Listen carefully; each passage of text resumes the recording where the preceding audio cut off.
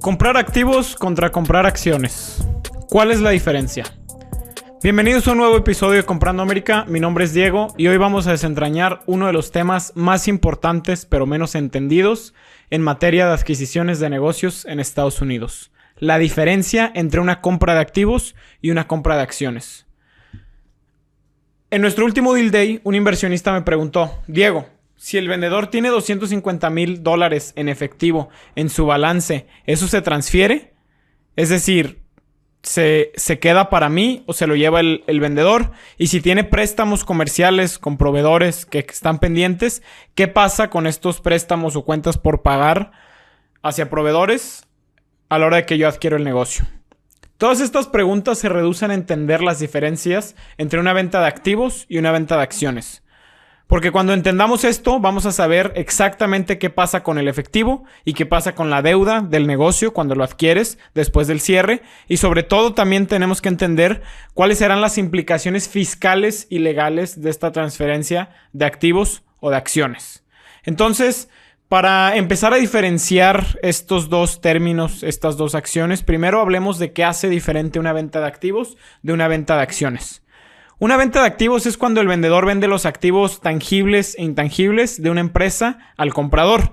Una venta de acciones es cuando el vendedor vende sus acciones de la corporación que posee. Muy fácil, lo desarrollo. Ejemplo es, vamos a decir que un vendedor tiene la empresa Tires Company LLC. Esta entidad posee activos tangibles como equipo, inventario, y tiene otros activos intangibles, marcas, logos, procedimientos y otras maneras de propiedad intelectual. Y tú como comprador estás interesado en el flujo de efectivo y en los activos, no necesariamente en la entidad legal específica. Es por esto que la venta de activos se convierte en transacciones del mercado medio-bajo, donde la mayoría de negocios que se venden, cuando me refiero a mercado medio-bajo me refiero a negocios pues pequeños.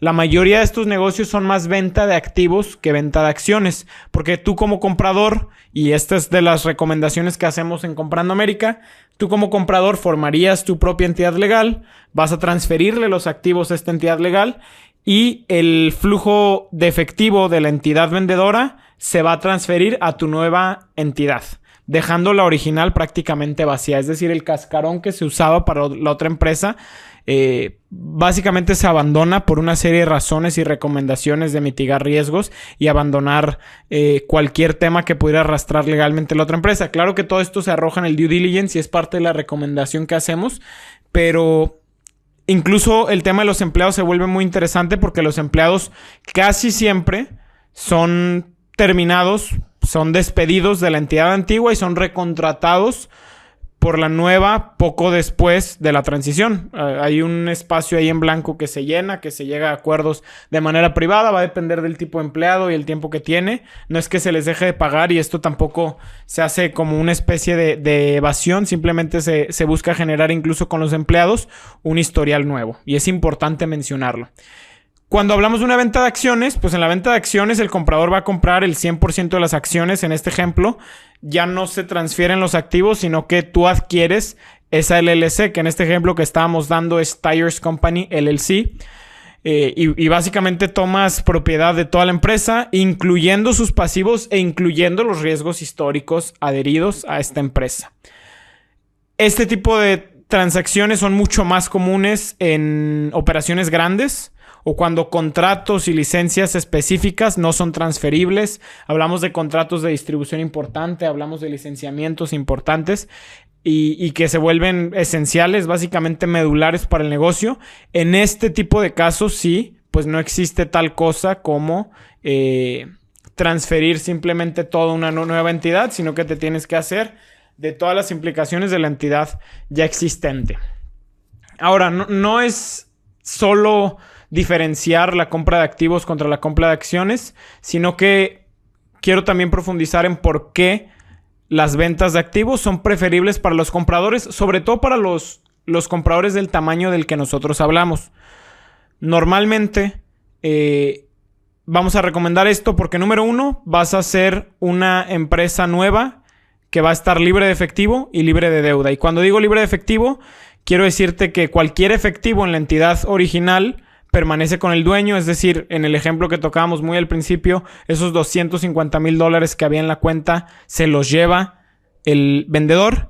Y si el negocio en este caso tuviera $1,000,000 en efectivo el día del cierre de la compra, de nuevo el vendedor lo retiene, es decir, no incluyas en la evaluación el efectivo que tenía el vendedor en su cuenta. Que esto también tiene su lado positivo porque adquieres una empresa libre de deuda. El vendedor básicamente va a conservar cualquier deuda existente y el comprador no tiene ninguna responsabilidad por ninguna deuda pendiente de esa empresa. En este ejemplo que estábamos dando, si el negocio tuviera $1,000,000 en efectivo y $250,000 en deuda, el vendedor retiene ambos, tanto el activo como el pasivo, y el comprador no asume nada. La segunda razón por la que recomendamos que estas transacciones, sobre todo cuando son por su tamaño del mercado medio bajo, es decir, adquisiciones menores a $5 millones de valor del negocio, es porque vas a tener un historial limpio. Una venta de activos está libre de pasivos históricos. Si tú compras las acciones, te haces responsable de todas las actividades del pasado. Por ejemplo, en una venta de acciones, si se encuentran barriles de desechos tóxicos años después, o si productos del pasado fallan y hay un reclamo de garantías, tú eres responsable como nuevo dueño de la entidad legal. Creo que es muy fácil de entender. Y esto lo vimos en un ejemplo, en un caso de estudio de una empresa en Nueva York, donde un comprador enfrentó una demanda por algo que había pasado 5 años antes de que comprara la empresa, porque en este caso él optó por una venta de acciones. Y aquí hay que tener cuidado porque hay muchos vendedores que optan más por la venta de acciones. La tercera razón por la que nosotros recomendamos que se haga compra de activos y no de acciones es porque tienes implicaciones fiscales a tu favor. En una venta de acciones no hay depreciación de los activos. Con una venta de activos, el comprador puede depreciar los nuevos activos y generar deducciones fiscales desde la fecha de la adquisición. Hemos hablado mucho de la depreciación acelerada y esto es algo que se recomienda mucho. Y esto además te ayuda a reducir impuestos más pronto y mejorar el flujo de efectivo durante los primeros años. Ahora, no siempre se va a recomendar una compra de activos. Casi siempre, eso sí. Pero sí hay casos donde se puede recomendar o donde podríamos decirte a ti, dentro de la asesoría que damos en Comprando América, cuándo realizar una venta de acciones.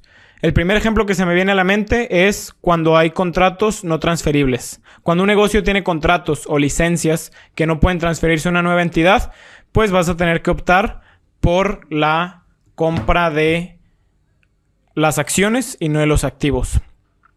Ahora, en deals más grandes, cuando son muy intensivos en activos, se vuelve muy desafiante, por decirlo de algún modo, transferir todos los activos. Entonces también es por esto que naturalmente los deals más grandes son transferencia de acciones y no de activos solamente.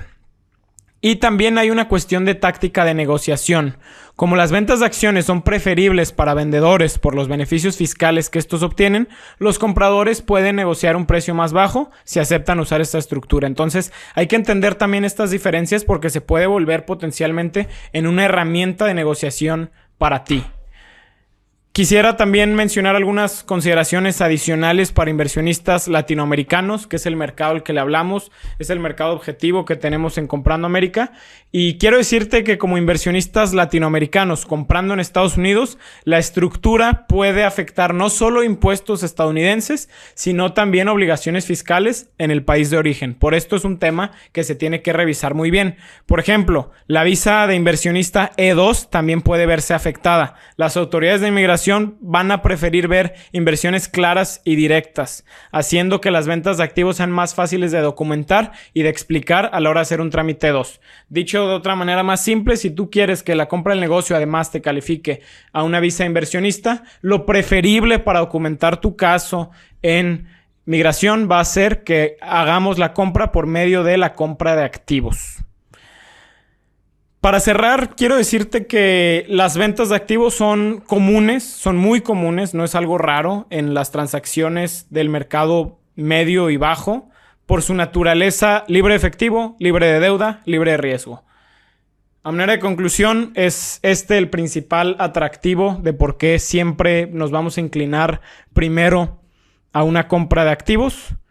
Todos estos atributos que mencioné minimizan la exposición del comprador a pasivos históricos y te van a simplificar el proceso. Y sí, en estos casos, con lo retador que se vuelve a ir a adquirir un negocio, vamos a recomendar un proceso simplificado.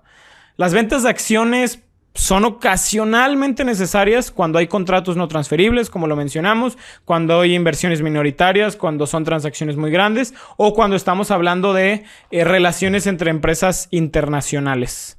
Nosotros hemos recomendado y hemos usado y hemos asesorado adquisiciones en ambas estructuras, pero seguimos prefiriendo la venta de activos por la tranquilidad que esta proporciona y sobre todo porque siempre hemos hablado aquí de hacer las cosas a su debido tamaño, a su debido riesgo y a lo que nos permita estar tranquilos. Y cuando puedes dormirte tranquilo sabiendo que no hay sorpresas legales del pasado esperándote, creo que esa paz mental vale mucho más que cualquier beneficio fiscal. Por eso te quiero dejar con la siguiente pregunta.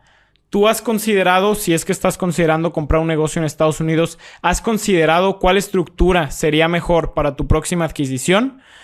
Y cierro con esto. ¿Crees que la simplicidad de una venta de activos compensa las posibles ventajas de una venta de acciones en ciertos escenarios? ¿O, por el contrario, no estás de acuerdo con esta visión? Te leo en los comentarios y nosotros seguimos comprando América.